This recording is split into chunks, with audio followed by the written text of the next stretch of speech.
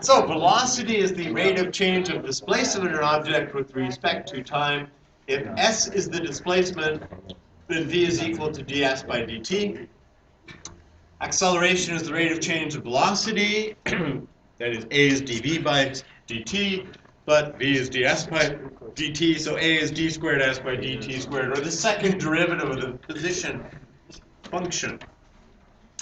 In other words, if s is the displacement, then ds by dt is the velocity, and d squared s by dt squared is the acceleration. Example. Graph to the right shows the velocity of an object. It's not position now, right? This is the velocity. What can you say about the acceleration in the interval from A to B? Constant and positive. So it is a constant, positive acceleration. So are we speeding up or slowing down?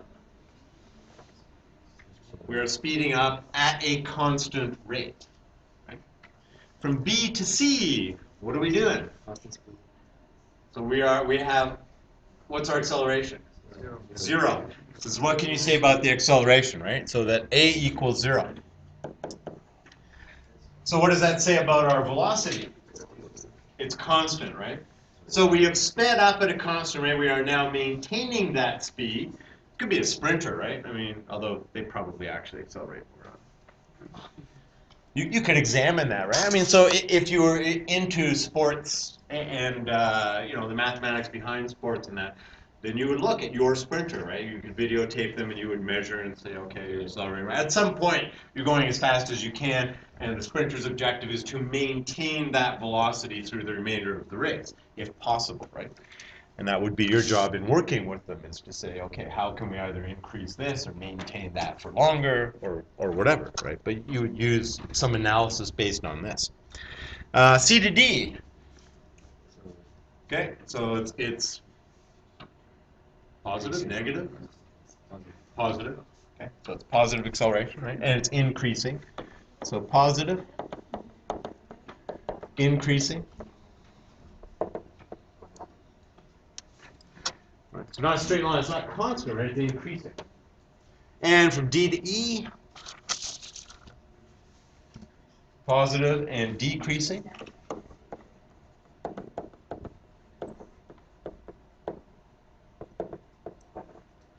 And from E to F, negative and increasing.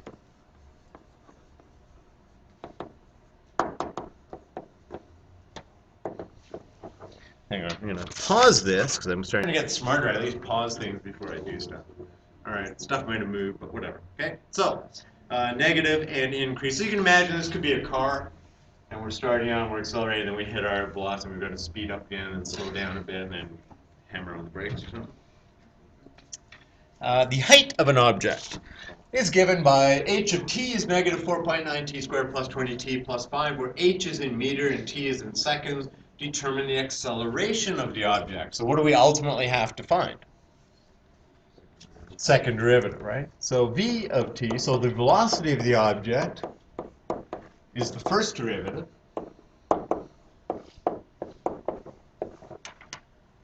Which is negative 9.8 t plus 20. Notice t's have a little curled bottom so as not to be confused with plus signs. That's why the x's are the, double parentheses put back to back instead of an x, which could be a multiplication sign.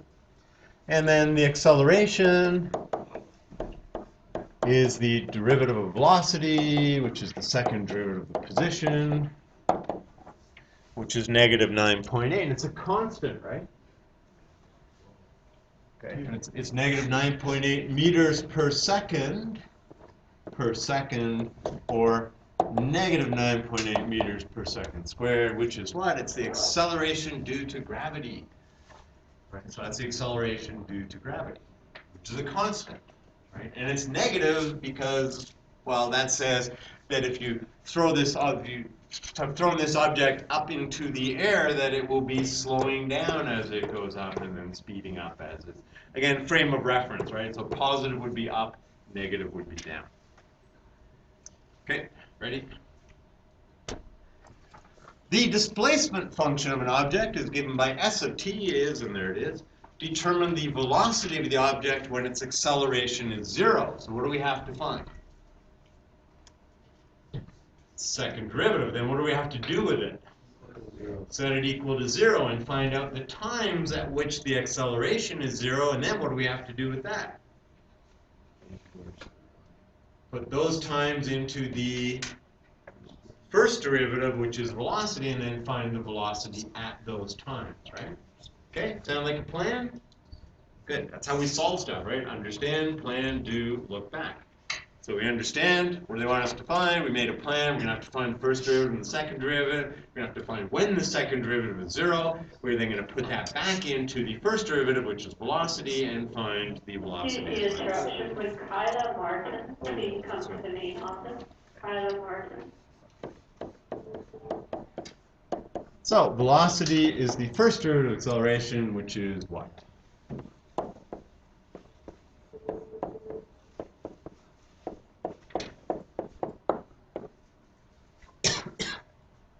And then acceleration.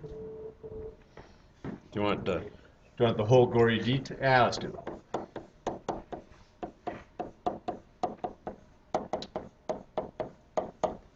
I don't necessarily need to see this. Like on a test, you could just say t equals and then do the derivative.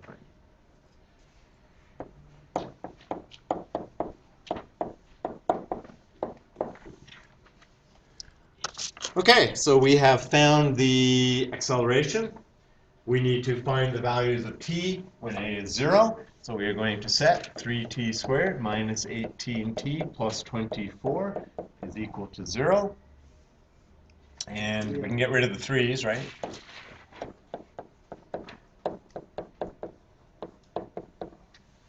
And factor. So I'll let you factor. Factoring practice.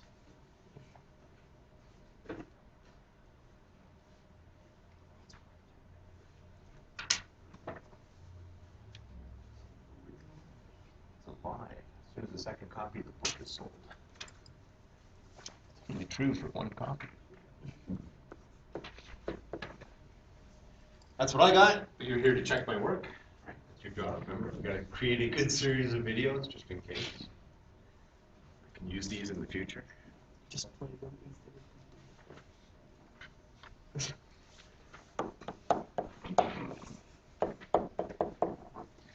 So we have 2 times, right? T is 4 seconds or 2 seconds. So now, scooch that up a bit. So the velocity at 2 seconds is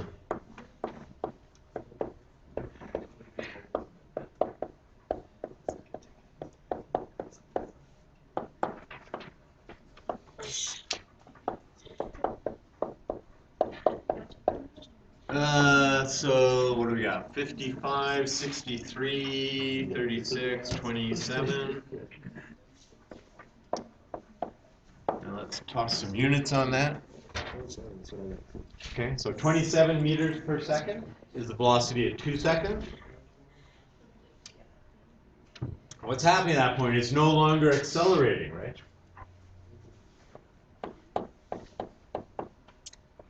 So 4 cubed minus 9 times, let's throw that in brackets.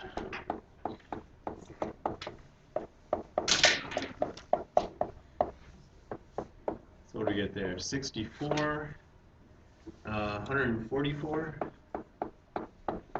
96. So what's that? Negative 80, 1623, I think. Check. Yeah. 23.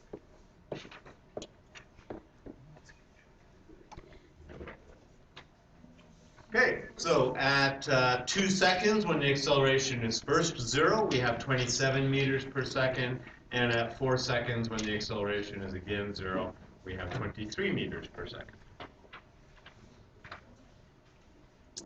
Any questions? Pretty straightforward, right? Determine when the acceleration is positive. So what do we have to do that? Double derivative gradient. Yeah, so we're going to examine the second derivative, right? So we know that A is equal to 3 times. Okay, so we need to do a case analysis on this, right? And so I set it up. So t is less than 2. What's our lower bound for t?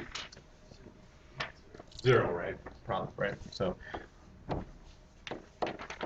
right, let's move this down. So let's say interval. So we have the interval where t is less than 2. We have the interval where t is between 2 and 4. And we have the interval where t is greater than 4. We have 3 factors here. We have 3, which is always positive.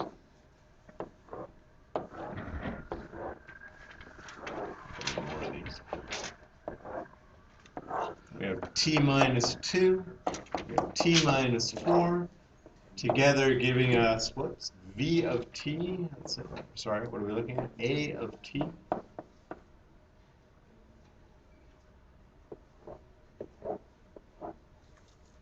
And yeah, that should be enough info, right? So t minus 2, you subtract 2 from something that's less than 2, that'll be negative. Subtract 4 from something, that'll be negative. So the acceleration will be positive, right? So in the interval 0 to 2. So yeah, one other point from the test, didn't take marks off, but basically you're not going to put a square bracket around, say, the 0 or that, because then you're saying I know what's happening at 0, and you don't, even though 0 is in the domain. We don't know, so round bracket. Between 2 and 4, you subtract 2, you'll be positive. Subtract 4, you'll be negative, so that's negative in this interval. And greater than 4, you'll just be plus, plus, plus. So acceleration, let's do this over here. Acceleration is positive.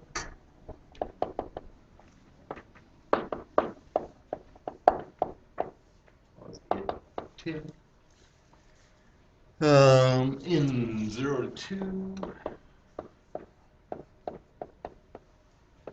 Okay, don't forget the union. Don't just write them down. And don't not write this. Ooh, that makes perfect sense. Write this. Okay. So put down your, if I ask you the interval is increasing, don't make me read it out of a table. You're using the table as a tool to determine where it is, and then you want to just come out and actually outright say it. Okay? So don't have me or somebody else or the reader have to interpret your stuff, right? Just come out and say it. Look, here it is. Okay? If it's just you and it's for your own personal consumption, you're happy, then leave it like that, but this is not for your personal consumption, right? You're doing this for somebody else. Just pretend they're stupid, you won't be far wrong, and state your case, right? Any of you go to that LaTeX thing? No. They had cookies. Yeah, I know, you had a test right after, okay. I didn't assume. I got to find them and say, how big a turnout did you get? Okay, anyways, just be aware there is such a thing as LaTeX and that you might end up using it, so, you know, think of the 4 charts. There is no, I don't believe in LaTeX, and I do, and it's useful, and it isn't. So you should believe in it, and it is useful, which means it doesn't hurt to learn. All right, what's next? The position of an object is given by S of t is 2t cubed minus 12t plus 18t, where S is a meter, t is a second. Draw a graph of the position function for time between 0 and 4. Okay, let's use colors. What color is position going to be? Your choices are red, green, or blue. It's black, but that requires work. All right. Your choices are any of these colors. What color would you like the position function to be? Rainbow. Do you do the rainbow? Do the happy face. No, I can't do rainbow as a... Rainbow is... No, I can't do rainbow. Red. Position is red. No. Yeah, forget it. I'm not asking your opinions. Okay, so how are we going to draw this graph? What do you know about this? Well, okay, what should we do with it? You want to draw the graph? What kind of graph is it? It's a cubic. Okay. What do we know about cubics? It's positive, so it goes from Q4 to Q1 increasing, right? Okay, yeah, so it goes like this, perhaps. What's our minimum time? We're going to start at 0, so we're going to restrict our domain 0 and up. Okay, what could we find that would help us graph this? Zeros. Okay, so let's go look for that. So 2t cubed minus 12t squared plus 18t. Okay, so we'll say that's s of t, right? So let's go 2t and get t squared minus 6t plus 9.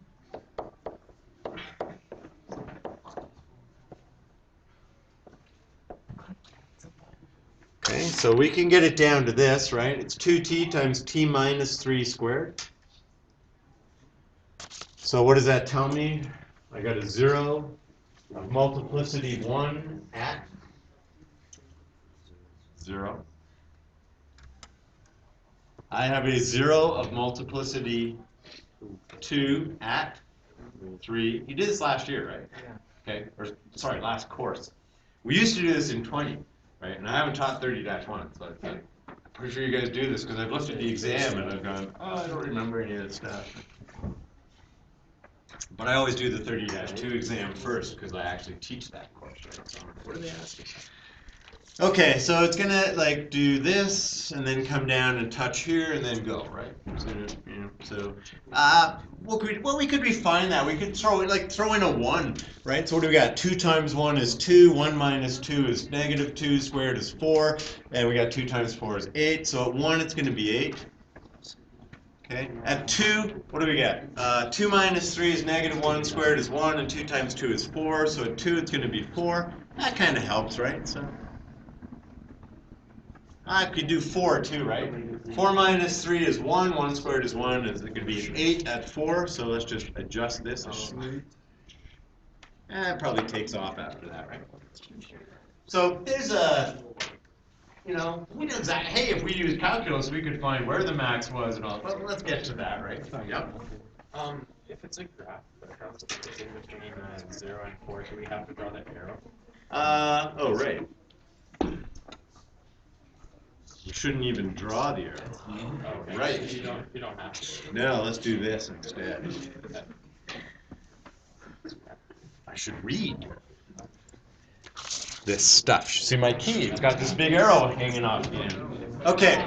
Determine the velocity function, which is going to be green because you don't get to choose. And sketch its graph on the same grid.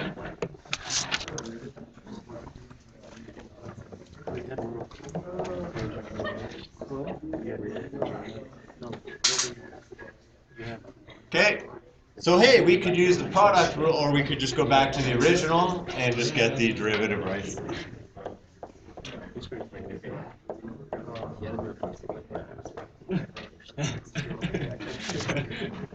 So there's the velocity function. What kind of function is that?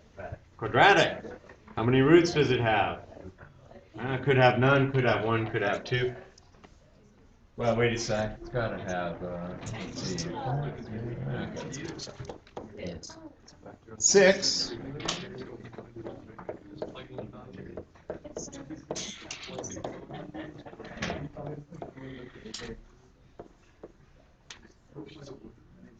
The other way.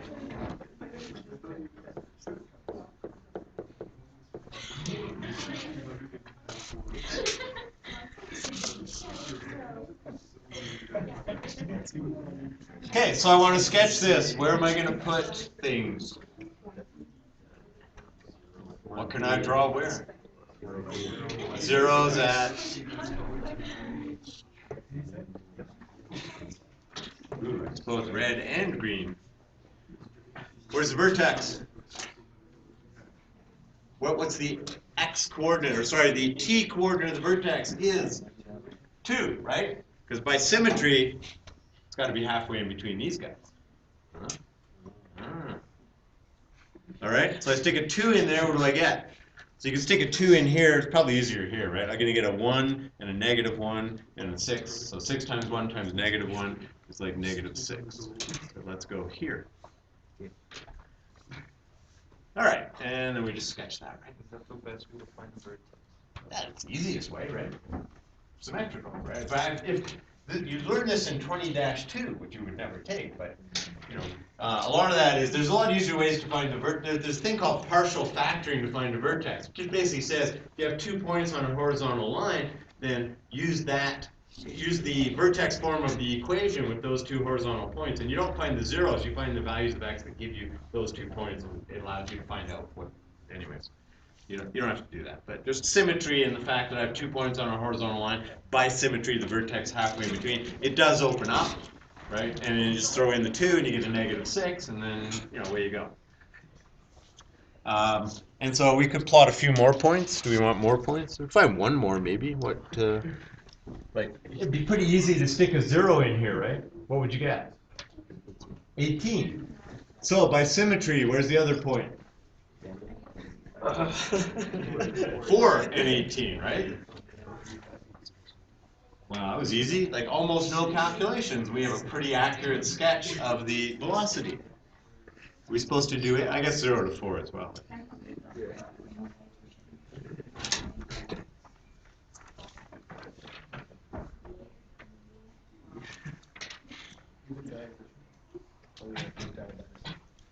Not perfect, but decent.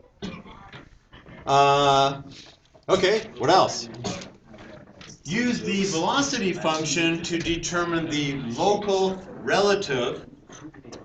That's redundant. It's either local or relative. And relative minimum points. So I think they're either local or they're relative. I don't think I'd call them both. Let's go with relative. On the position function and adjust your graph if necessary. Okay, so how do we use the velocity function to find the relative max and relative min?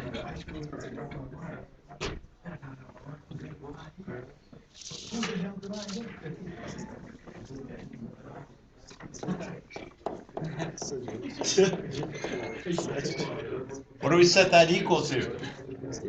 0.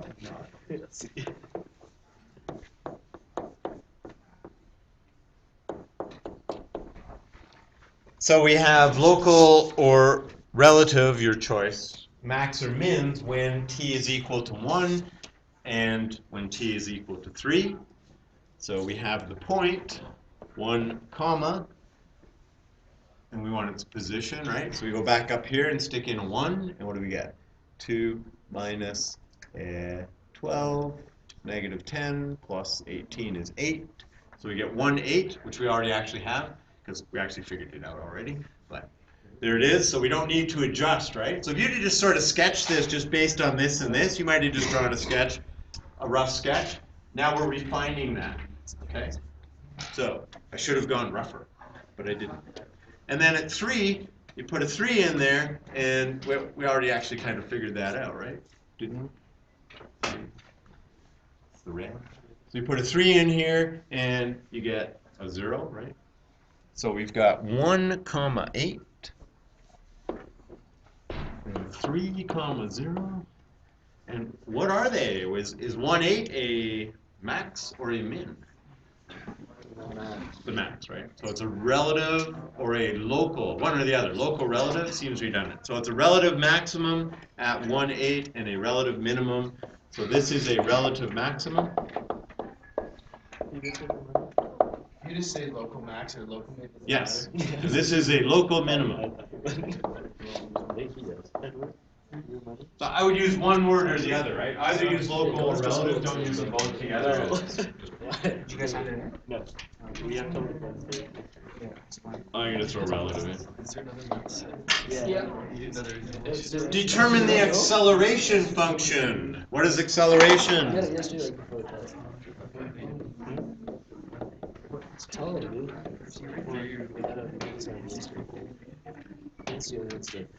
Okay, so what's acceleration going to be? You tell me. Here's what you need. What's the acceleration? It's 18. What? Square. Say it out loud, loud and proud. Come on, go ahead. What? Second derivative. Yeah, or the first derivative of this, which is?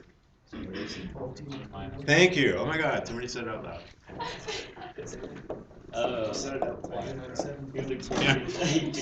Full marks. Okay, sketch that. I have an intercept and then a slope of 12, so let's go up 12 over 1, up 12 over 1, up 12 over 1, up 12 over 1. All right, that's not there. So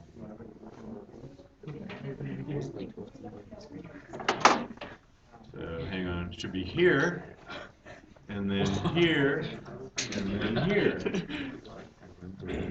That's why I do 5 points. You ever had me 10C or 20-1? It's like, I want to sketch a straight line. You can do it for 2 points, but if you get one of them in the wrong place, you don't have the right line. So I sketched 5 points, 3 of which were in one line, and 2 of which were in another. So I messed up. Now they're all 5 in a straight line, right? So.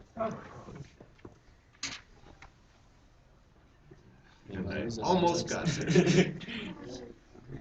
Almost made it. Just make it a little bit bigger. Make the dot a little bit bigger. That's what I always do.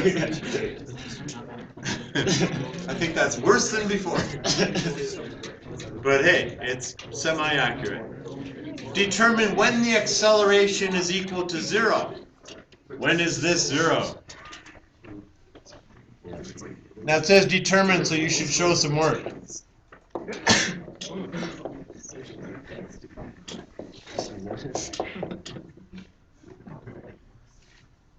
At this time, what does occurs on the position? That makes perfect sense.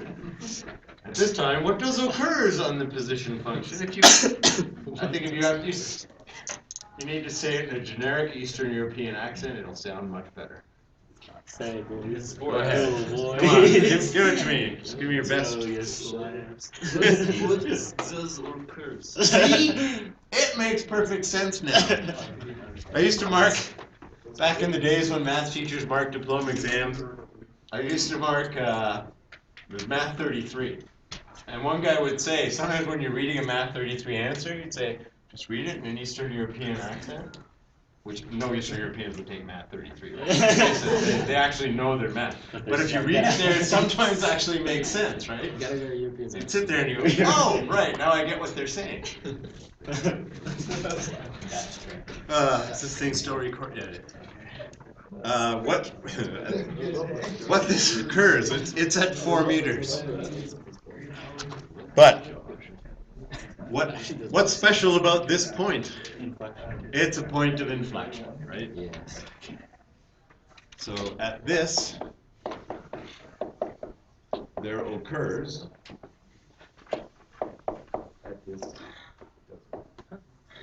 and That's pretty cool. occurs a point of inflection. Although I should probably reverse those.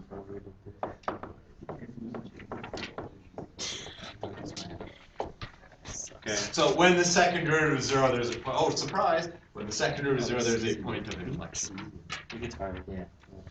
Okay. Related. All right. I think that's it.